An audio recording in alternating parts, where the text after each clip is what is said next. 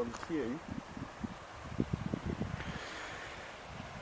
Ian, you tell me we're on the Ishkin estate, and looking, yes, I've practiced, looking around me, it doesn't look like any estate that I knew in my youth. So in this context, what is a country estate?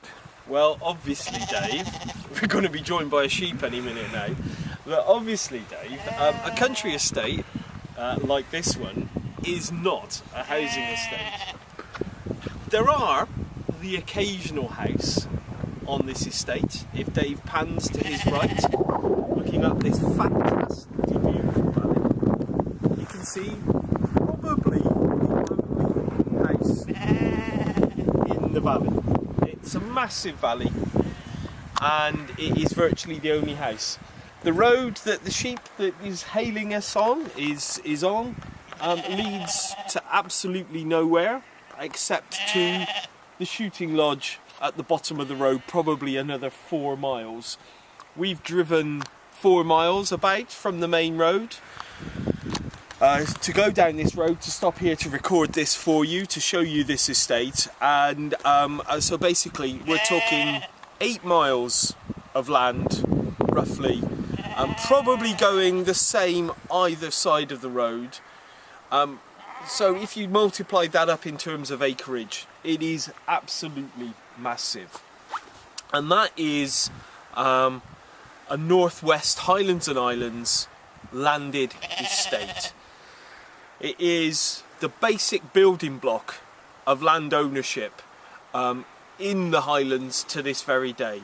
Massive acreages of estates owned in the past by clan chiefs, then, as we've already said, landowners, and then probably finally, you know, kind of remote offshore wind farm bankers, call them what you want. Hello, Steve. I've got a fear they're going to charge. I've got... Hey! Go on, I think you might have to scare them off because they get a bit cheeky. Yeah. Good. Anyway, Ian, they're coming back. Bugger off, sheep. You were saying something really interesting about country estates, and I think it was really valuable. But I think they're back. It's kind of the attack of the killer sheep. They're not convinced that I'm really much of a malign threat to them. I'm impressed. They're gone.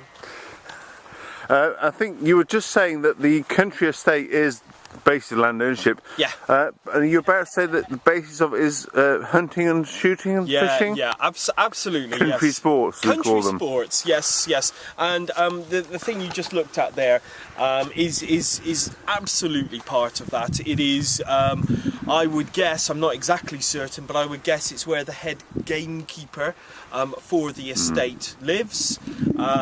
If you looked closely, you can see the kennels where he would keep his dogs. And if you could get inside, you could see his gun cupboard where he keeps all his rifles and so on and so forth for slaughtering the deer. That is one of the main parts of this estate's way of life. This is then a classical Highland Scottish sporting estate, kept absolutely entirely for sport and no other reason. Today it's owned by a reclusive English merchant banker, probably multi-millionaire. Clearly he looks after his estate very well, but clearly also he is an extremely private person, values his privacy, and virtually nobody, as we already says, lives here. Very much a private estate then, run entirely for sport.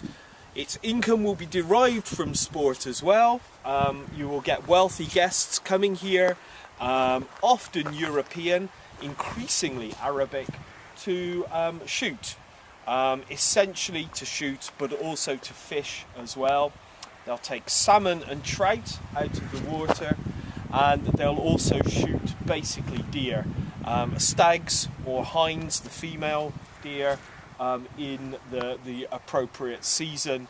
They'll also take grouse as well. And for those of you who don't know what grouse are, basically it's a bird that you breed entirely for the purposes of shooting. This is what an estate does. It will employ a few local men as gamekeepers.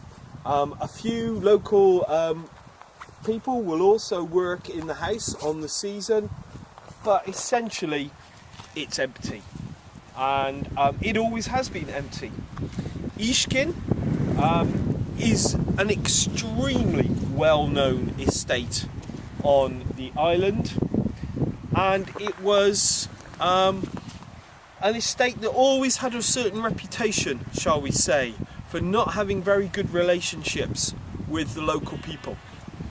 And that reputation has largely carried over into the 20th and 21st centuries.